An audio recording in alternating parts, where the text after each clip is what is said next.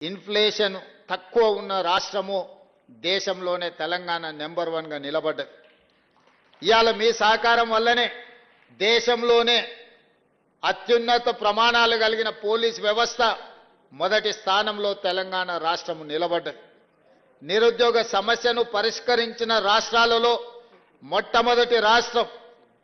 ఇతర రాష్ట్రాలే కాదు, ప్రపంచంలోనే ప్రతి దేశం నిరుద్యోగ సమస్య పెరుగుతున్న సందర్భంలో 8.8% నుంచి 6.2% నిరుద్యోగ సమస్యను తగ్గించి దేశంలోనే మొదటి స్థానంలో తెలంగాణ రాష్ట్రం నిలబడ్డది.